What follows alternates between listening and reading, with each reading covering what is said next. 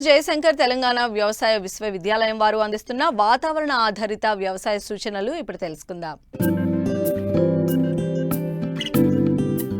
హైదరాబాద్ వాతావరణ కేంద్రం వారు అందించిన సమాచారం ప్రకారం రాబోవు 5 రోజులు రాష్ట్రంలో అక్కడక్కడ తేలికపాటి నుండి ఓ మోస్తారు వర్షాలు కురిసే అవకాశం ఉంది.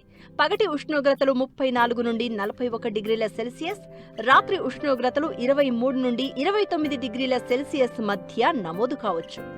నైరుతి రుతుపవనాలు కేరళ రాష్ట్రంలోకి జూన్ 4వ తేదీన ప్రవేశించి కేరళ రాష్ట్రమంతటా విస్తరించాయి. ప్రస్తుత వర్షాలు రుతుపవనాల వలన కురిసే వర్షాలు కానందున రైతులు వర్షాధార పంటలను విత్తుకోకూడదు. ఈ వర్షాలను ఆధారంగా చేసుకుని పంటలు విత్తుకోవడానికి దుక్కులు చేసుకోవాలి.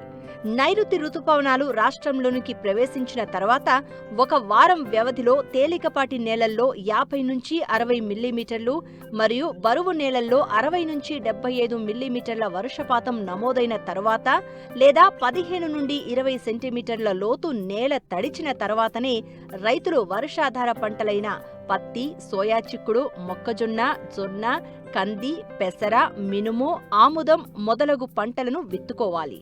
తేలికపాటి నుండి ఓ మోస్తారు వర్షాలు కురిసే సూచనలు ఉన్నందున కోసిన పంటలను ముందు జాగ్రత్తగా సురక్షిత ప్రాంతానికి తరలించవలెను. మార్కెట్కు తరలించిన ధాన్యం తడవకుండా టార్పాలిన్తో కప్పి ఉంచవలెను. రాష్ట్రంలో అక్కడక్కడ ఉరుములు, మెరుపులతో కూడిన వర్షాలు కురిసే సూచనలు ఉన్నందున రైతులు చెట్ల కింద నిలబడరాదు మరియు పశువులు, గొర్రెలు, మేకలను చెట్ల కింద ఉంచరాదు. కోతకు సిద్ధంగా ఉన్న కూరగాయ పంటలను కోసుకోవాలి. ప్రస్తుతం కురుస్తున్న వర్షాలను ఉపయోగించుకుని వరి సాగు చేసే రైతులు పచ్చిరొట్ట పైర్లైన జనుము, జీలుగ, పెసర, పిల్లి పెసర, ఉలువలు మొదలైనవి విత్తుకోవాలి. వర్షాధారపు పంటలను సరైన సమయంలో విత్తుకోవడానికి విత్తనాలు, ఎరువులు మరియు పురుగు మందులు సేకరించుకోవాలి. నీరు సమృద్ధిగా ఉన్న ప్రాంతాలలో రైతులు దీర్ఘకాలిక వరి రకాల నారుమళ్లు పోసుకోవడానికి ఇది అనువైన సమయం. రైతులు తెలంగాణ సోనా వరి విత్తనాన్ని జూన్ నెలలో నారుమడి పోసుకోకూడదు.